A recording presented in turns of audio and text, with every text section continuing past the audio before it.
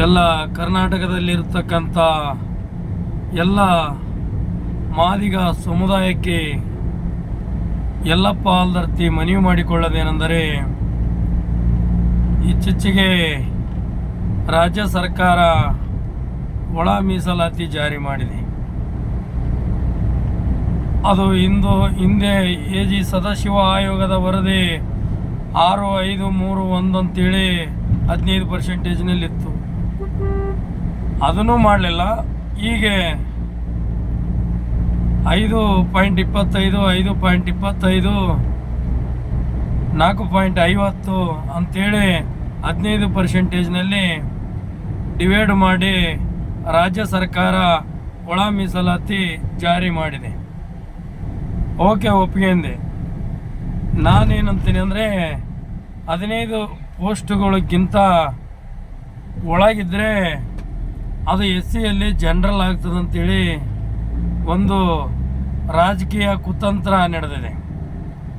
ಅದು ನಮಗೆ ಆ ಒಳ ಮೀಸಲಾತಿ ಬೇಕಿಲ್ಲ.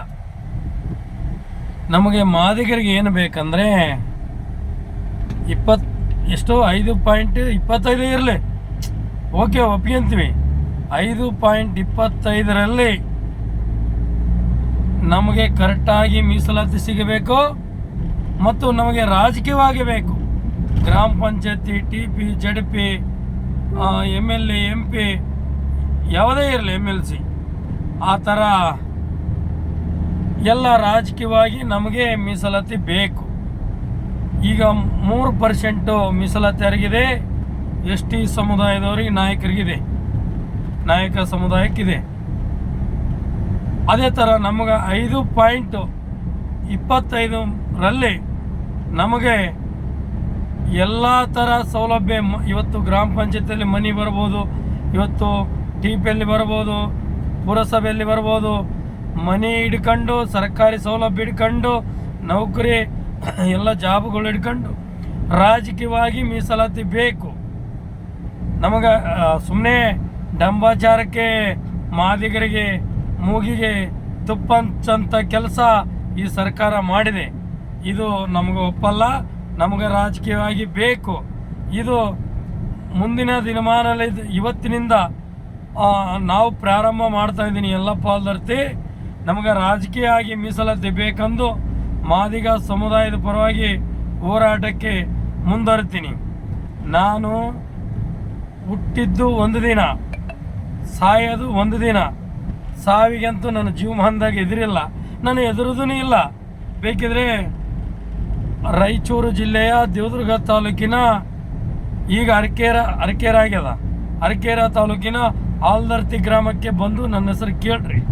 ನಾನು ಯಾವನೇ ತುರಂಕಾರ ಇರಲಿ, ಯಾರೇ ಇರಲಿ, ಯಾರಿಗೆ ಎದುರಂಗಿಲ್ಲ, ಯಾರಿಗೇನಿಲ್ಲ. ನಾನು ನಡೆಯೋ ದಾರಿ ನಿಯತ್ತಿದ್ದಂದರೆ ನನಗೆ ಗೌಡ, ಕುಲಕರ್ಣಿ, ಜಾಗೀರ್ದಾರ, ದಣಿ, ಸೌಕಾರ ಯಾವತ್ತೂ ಬೇಕಾಗಿಲ್ಲ. ನನಗೆ ನಾನೇ ಸೌಕಾರ.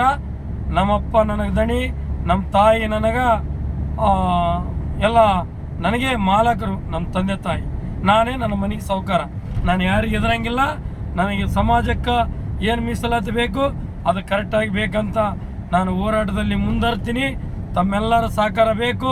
ನನ್ನ ಹೆಸರು ಯಲ್ಲಪ್ಪ ಆಲ್ದರ್ತಿ, ತಮಗೆಲ್ಲ ಗೊತ್ತು. ನೀವು ಎಲ್ಲ ಮಾದಿಗರು ಜಿದ್ದಾಗಿ ಹೋರಾಟ ಮಾಡಮ್ರಿ.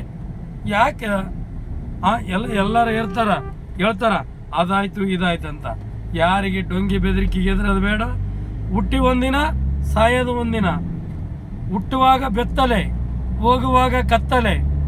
ನೀನು ಮಾಡುವುದು ನೆಡಬರಕ್ಕೆ ದಿಲ್ದಾರಾಗಿ ಕೆಲಸ ಮಾಡಂತೇಳಿ ನನ್ನ ಅನಿಸಿಕೆಯನ್ನು ವ್ಯಕ್ತಪಡಿಸಿ ನನ್ನ ಎರಡು ಮಾತು ಮುಗಿಸ್ತೀನಿ. ಜೈ ಭೀಮ್, ಜೈ ಮಾದಿಗ.